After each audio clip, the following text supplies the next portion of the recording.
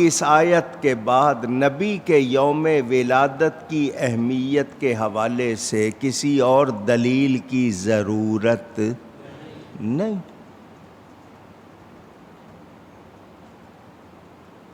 سورہ ابراہیم اللہ تعالیٰ ارشاد فرماتا ہے وَذَكِّرْهُمْ بِأَيَّامِ اللَّهِ، اور یاد دلاؤ ان کو یعنی لوگوں کو اللہ کے دن، لوگوں کو اللہ کے دن یاد دلاؤ۔ آپ سارے سمجھدار ہو، سارے دن کس کے ہیں؟ تو پھر اللہ کے دنوں کو یاد دلانے کا مطلب تو حضرت ابن عباس رضی اللہ تعالی عنہما نبی پاک کے چچا زاد بھائی، ان سے لے کر آج تک جتنی تفسیریں لکھی گئی ہیں قرآن کی اٹھاؤ اور دیکھو کہ اللہ کے دنوں سے مراد کیا ہے، تو سب نے یہی لکھا کہ وہ دن مراد ہیں جن دنوں میں اللہ نے مخلوق پر انعام فرمایا ہے۔ اب میں پھر پوچھوں گا کہ سب سے بڑا انعام کیا ہے؟ نبی پاک صلی اللہ علیہ وسلم، ان کی آمد سب سے بڑی خوشی ہے، تو اس کو نہیں ماننا باقی سب کو ماننا، یہ کیا مطلب ہوگا؟ حضور اکرم صلی اللہ علیہ وسلم مکہ مکرمہ سے ہجرت کر کے مدینہ منورہ آئے تو مدینہ منورہ میں یہودی بھی رہتے تھے۔ یہودی 10 محرم کا روزہ رکھتے تھے، یوم عاشوراء آپ کہتے ہیں۔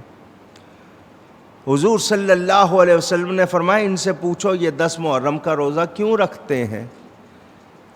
بخاری شریف میں ہے، یہودیوں نے کہا اس دن اللہ تعالیٰ نے موسیٰ علیہ السلام اور ان کے لشکر کو فرعون سے نجات دی تھی، تو یہ فرعون سے نجات کا دن اس لیے ہم روزہ رکھتے ہیں، موسیٰ علیہ السلام کی خوشی مناتے ہیں۔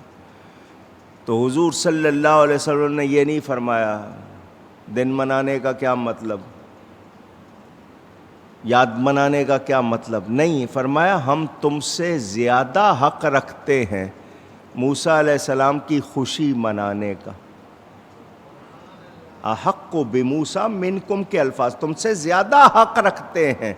فصامہ وامر بصیامہ، حضور صلی اللہ علیہ وسلم نے خود روزہ رکھا اور حکم دیا روزہ رکھو۔ دن منانے کا ثبوت مل گیا؟ پوچھ رہا ہوں آپ سے، بخاری شریف میں ہے، حضور نے فرمایا ہم زیادہ حق رکھتے ہیں موسیٰ علیہ السلام کی خوشی منانے کا کہ ان کو فرعون سے نجات ملی، خود روزہ رکھا، فرمایا یہ ایک دن رکھتے ہیں تم 2 دن رکھو تاکہ ان کی مخالفت ہو جائے۔ لیکن دن منانے کا ثبوت مل گیا یا نہیں؟ اور سنیں حدیث شریف میں ہے، حضور صلی اللہ علیہ وسلم سے ایک شخص نے پوچھا میں کس دن روزہ رکھوں، ہفتے میں روزہ رکھنا چاہتا ہوں، فرمایا پیر کے دن کا۔ کون سے دن کا؟ کیوں؟ فرمایا فیہ ولدت، اس لیے کہ اس دن میں پیدا ہوا۔ خود فرما رہے ہیں کہ اس دن میں پیدا ہوا۔ اتنی دلیلیں ہیں، کوئی شبہ نہیں رہ جاتا، خود فرما رہے ہیں اس دن میں پیدا ہوا۔ میرے پیارے نبی پاک صلی اللہ علیہ وآلہ وسلم اللہ کی عطا سے وہ شان رکھتے ہیں جو کسی اور کو حاصل نہیں، اور ہم مانتے ہیں وہ تمام نعمتوں کی اصل ہیں، جان ہیں،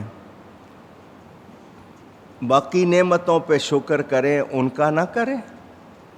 تو یہ میلاد منانا اللہ کا شکر ادا کرنا بھی ہے، نبی صلی اللہ علیہ وآلہ وسلم کی تعظیم بھی ہے، اور اہل ایمان کی عقیدت بھی ہے، محبت بھی ہے کہ نبی کی خوشی مناتے ہیں۔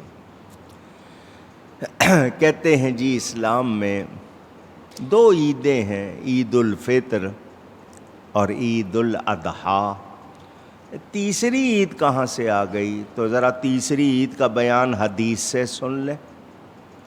حضور فرماتے ہیں الجمعۃ عید للمؤمنین، جمعہ مومنوں کی عید ہے۔ جمعے کو مومنوں کی کیا کہا گیا؟ اب اس کو تیسری عید کہو گے، چوتھی کہو گے، پانچویں کہو گے، کیا کہو گے؟ خود حدیث میں حضور فرما رہے ہیں کہ جمعہ مومنوں کی عید ہے۔ حضرت عمر رضی اللہ تعالی عنہ، ایک یہودی ملتا ہے ان سے اور کہتا ہے کہ تم پر ایک ایسی آیت اتری ہے، وہ اگر ہم پر اترتی ہم اس کو عید بنا لیتے۔ کیا بنا لیتے؟ یہودی مل کر کس سے؟ حضرت عمر فاروق صحابی رسول سے مل کے کہہ رہا ہے ہم پر اترتی یہ آیت تو ہم اس دن کو عید بنا لیتے۔ کون سی آیت؟ الیوم اکملت لکم دینکم واتممت علیکم نعمتی ورضیت لکم الاسلام دینا۔ حضور صلی اللہ علیہ وسلم نے جو حج فرمایا، آخری حج، حجۃ الوداع، اس میں یہ آیت اتری کہ آج کے دن میں نے تمہارے لیے تمہارا دین مکمل کر دیا ہے، تم پر اپنی نعمت کو پورا کر دیا اور تمہارے لیے دین اسلام کو پسند کیا ہے۔ تو وہ یہودی کہنے لگا یہ آیت ہم پر اترتی تو ہم عید بنا لیتے۔ صحابی رسول جواب دیتے ہیں عید بنانے کی ضرورت نہیں، اس دن ہماری 2 عیدیں تھیں۔ جس دن یہ آیت اتری اس دن ہماری 2 عیدیں تھیں۔ ایک تو یہ کہ اس دن جمعہ تھا، دوسرا وہ حج کے مہینے کی 9 تاریخ یوم عرفہ، تو وہ بھی عید، حالانکہ اس کو عید عام طور پر کہا جاتا نہیں، مگر صحابی رسول کہہ رہے ہیں اس دن ہماری 2 عیدیں تھیں۔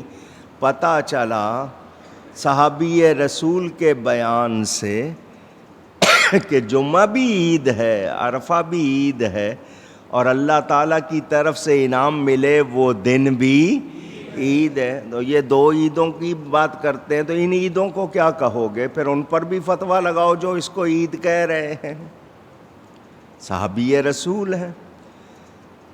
تو پتہ کیا چلا ان لوگوں کا اعتراض درست نہیں۔ آؤ عید کے حوالے سے آپ کو قرآن کی آیت بھی سنا دوں، کیونکہ عید کا لفظ قرآن میں بھی آیا ہے۔ حضرت عیسیٰ علیہ السلام دعا کرتے ہیں سورہ المائدہ، اللہم ربنا انزل علینا، اے اللہ، اے ہمارے رب اتار ہم پر مائدۃ من السماء، اونچائی سے، آسمان سے، مائدہ پکے پکائے کھانوں کا دسترخوان، تکون لنا عیدن، یہ عید کا لفظ قرآن سے سنا رہا ہوں، تاکہ وہ ہمارے لیے عید ہو جائے، لِأَوَّلِنَا وَآخِرِنَا، پہلوں کے لیے بھی بعد والوں کے لیے بھی۔ حضرت عیسیٰ علیہ السلام نبی ہیں، دعا کر رہے یا اللہ آسمان سے ہم پر نعمت اتار، مائدہ دسترخوان جس پر پکے پکائے کھانے موجود ہوں، تو جس دن وہ اترے وہ دن ہمارے اگلوں پچھلوں کے لیے کیا ہو جائے؟ اونچی کہیے۔ نبی دعا کر رہے ہیں کہ جس دن نعمت نازل ہو وہ عید ہو جائے۔ نبی غلط چیز کی دعا کرے گا؟ نہیں، سوچا بھی نہیں جا سکتا۔ تو حضرت عیسیٰ علیہ السلام کا دعا کرنا بتا رہا ہے کہ نعمت کے نزول کا دن عید کا دن ہوتا ہے، خوشی کا دن ہوتا ہے، اور اس کو منانا فرمایا اگلوں پچھلوں کے لیے عید ہو جائے۔ قرآن سے پتہ چل گیا نزول نعمت کا دن عید کا دن ہوتا ہے۔ اب اپنے ایمان سے بتاؤ، مائدہ بڑی نعمت ہے یا میرا نبی بڑی نعمت ہے؟ نبی پاک صلی اللہ علیہ وسلم نہ ہوتے، حضرت عیسیٰ نہ ہوتے، نہ وہ دعا کرتے، نہ مائدہ نازل ہوتا۔ نبی پاک بڑی نعمت، تو جب نزول نعمت کا دن عید کا دن ہے تو میرے نبی کی آمد کا دن صرف عید کا دن نہیں بلکہ سب سے بڑی عید کا دن ہے۔ اس سے بڑی اور کوئی عید، اور یہ پہلی عید ہے، حضور نہ ہوتے تو کوئی عید، عید الاضحیٰ عید الفطر بعد میں ہے، میرا نبی پہلے۔ تو یہ اسلام کی تیسری عید نہیں ہے، یہ اسلام کی، محبت سے کہیے، پہلی عید ہے۔ یہ عید مانتے نہیں، جب مانتے نہیں تو مناتے بھی۔ اور سنی کیا کہتے ہیں؟ کہتے ہیں عید نبوی کا زمانہ آ گیا، عید انتظار کرتے ہیں لوگ، انتظار کرتے ہیں، ادھر چاند نکلتا ہے، قمقمے لگاتے ہیں، جھنڈے لہراتے ہیں، خوشیاں مناتے ہیں اور جھوم جھوم کے کہتے ہیں عید نبوی کا زمانہ آ گیا، عید نبوی کا، عید نبوی کا زمانہ آ گیا، لب پہ خوشیوں کا ترانہ آ گیا، لب پہ خوشیوں کا ترانہ، نعرہ صلی علی کی دھوم ہے۔ نعرہ صلی علی کا مطلب ہر طرف درود و سلام پڑھا جا رہا ہے۔ نعرہ صلی علی کی دھوم ہے، وجد میں سارا زمانہ آ گیا، وجد میں سارا زمانہ۔ مومن خوشیاں منا رہے ہیں۔ البدایہ والنہایہ عربی میں ہے، اردو ترجمہ بھی بازار میں ملتا ہے، ابن کثیر کی بڑی مشہور کتاب ہے، اور وہ بہت زیادہ مانتے ہیں۔ جو اعتراض کرتے ہیں وہ ان کو بہت زیادہ مانتے ہیں۔ اس میں روایت موجود، حضور صلی اللہ علیہ وسلم کی ولادت کے دن حوریں، غلمان، پرندے، فرشتے سب خوشیاں منا رہے ہیں، مگر ایک رو رہا تھا۔ ایک پہچان گئے ہوں گے ہم، ابلیس، شیطان، اس کو خوشی نہیں، باقی سارے خوشیاں منا رہے تھے، وہ رو رہا تھا۔ پتہ چلا خوشیاں منانا فرشتوں کی سنت ہے، اللہ کی سنت ہے، اور یہ اس کے طریقے پر روتے ہیں۔ کیوں ہو رہا ہے میلاد، کیوں منا رہے ہیں؟ حکیم الامت حضرت مولانا مفتی احمد یار خان صاحب نعیمی بدایونی رحمۃ اللہ علیہ بڑا پیارا شعر کہتے ہیں، فرماتے ہیں نثار تیری چہل پہل پر ہزار عیدیں ربیع الاول۔ کبھی اور کسی عید پر ایسی چہل پہل دیکھی، ایسے منظر دیکھے؟ نثار تیری چہل پہل پر ہزار عیدیں ربیع الاول، سوائے ابلیس کے جہاں میں سبھی تو خوشیاں منا رہے ہیں. اور مومن کو خوشی ہے، اللہ کا حبیب آ گیا. اللہ کا گھر گھر خوشیاں مناؤ سبھی، آ گیا ہے ہمارا تمہارا نبی. خوشیاں منا رہے ہیں لوگ، اور یہ اعتراض کر رہے ہیں. میں نے عید کا لفظ بھی قرآن سے سنا دیا. اب کوئی شبہ رہ گیا؟ اونچی محبت والا کہتا ہے مجھے محبوب کے شہر میں آنا ہوا، میری عید ہو گئی، میں نے محبوب کو دیکھا، محبوب کی دید، میری عید ہو گئی. اور چھوٹی چھوٹی باتوں پر عید کہنے والوں، نبی کی آمد اتنی بڑی بات اور اس کو عید نہیں کہنا چاہتے. تو یہ محبت سے عید مناتے ہیں اور محبت والے مناتے ہیں. محبت سے مناتے ہیں، اور جن کو محبت نہیں وہ مناتے، وہ اپنے دن مناتے ہیں. اپنے مدرسے کا جشن، جب وہ جشن مناتے ہیں اس وقت ان کو فتوے یاد رہتے نہیں. ہم عید مناتے ہیں، کہتے ہیں کیا صحابہ نے منائی. اچھا، یہ اعتراض شاید وہ یہ سمجھ کے کرتے ہیں کہ اس کا جواب نہیں ہے. میں نے کتنی مرتبہ کہا ہے ان کے کسی عالم سے، عام آدمی سے نہیں، ان کے عالم سے لکھواؤ اور لکھا کے لاؤ، پھر بات کرتے. کہتے ہیں کیا صحابہ نے منائی؟ کیا صحابہ کو محبت نہیں تھی؟ جب صحابہ نے نہیں منائی تو پتہ چلا یہ کوئی ضروری نہیں ہے، منانے کی چیز نہیں ہے. اگر صحابی نے منائی ہے تو ثبوت دو. جب صحابہ نے نہیں منائی تو ہم کیوں منائیں؟ میں نے کہا یہ لکھ کے دو کہ جو کام صحابی نے نہیں کیا وہ نہیں کیا جا سکتا. اگر یہ کوئی دلیل ہے تو لکھ کر دو. آپ کو بھی پھر کہہ رہا ہوں، ریکارڈنگ بھی ہو رہی ہے، دنیا میں لائیو جا رہا ہے، پوری دنیا جہاں جہاں سن رہی ہے مجھے. جو یہ کہتے ہیں کہ کیا صحابہ نے منایا، ان سے سوال ہے کہ یہ لکھ کر دو کہ جو کام صحابی نے نہیں کیا وہ نہیں کیا جا سکتا.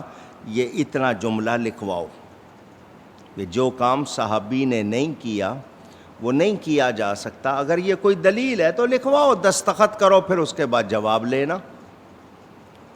صحابہ نے بہت سے کام اس طرح نہیں کیے جس طرح ہم کر رہے ہیں، مگر آج دنیا میں صحابہ کے نہ کیے ہوئے بہت سے کام دین سمجھ کر یہ لوگ بھی کرتے ہیں جو اعتراض کر رہے ہیں. یہ آج کل فیس بک پر کسی نے لگایا، میں اس میں سے آپ کو سنا رہا ہوں. انہوں نے 11 باتیں لکھی ہیں، وہ کہتے ہیں اس کا جواب دو. میں آپ کو سنا دیتا ہوں. ہر سال عید الوطنی کے نام سے عرب والے، عرب کے جتنے ممالک ہیں، عید الوطنی ان کا جو نیشنل ڈے، جس طرح آپ کے ہاں 14 اگست منایا جاتا ہے نا، تو وہ اپنے نیشنل قومی دن کو عید الوطنی کہتے ہیں. کیا صحابہ نے منایا؟ قرآن حدیث میں اس کا کوئی ثبوت ہے؟ ایک سوال. ہر سال کعبہ شریف کو غسل دیا جاتا ہے. آپ لوگ ٹی وی پہ دیکھتے بھی ہیں. کیا قرآن و حدیث میں اس کا کوئی ثبوت ہے؟ 2 سوال. تیسری بات، ہر سال غلاف کعبہ بڑا قیمتی بنایا جاتا ہے، پرانا اتار لیا جاتا ہے، نیا چڑھایا جاتا ہے. کیا اس کا قرآن و حدیث میں کوئی ثبوت ہے؟ کتنے سوال ہو گئے؟ 3. چوتھا سوال، غلاف کعبہ پر آیتیں اور بہت کچھ لکھا جاتا ہے، کیا قرآن و حدیث میں اس کا کوئی ثبوت ہے؟ کتنے سوال ہو گئے؟ 4.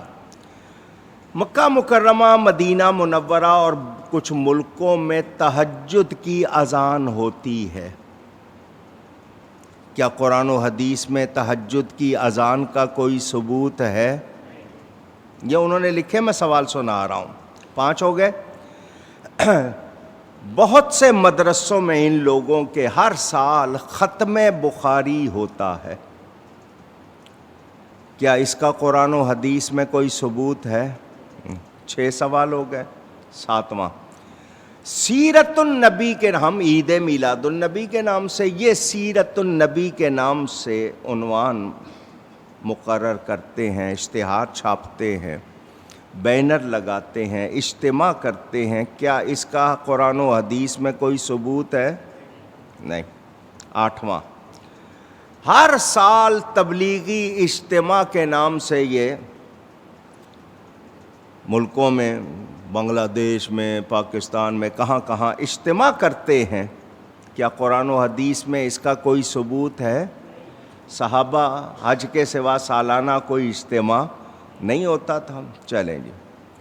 9واں سوال، صحابہ کرام کے دن منائے جاتے ہیں ان کے ہاں، بلکہ یہ مطالبہ کرتے ہیں سرکاری طور پر منانے کا، کیا اس کا قرآن و حدیث میں کوئی ثبوت ہے؟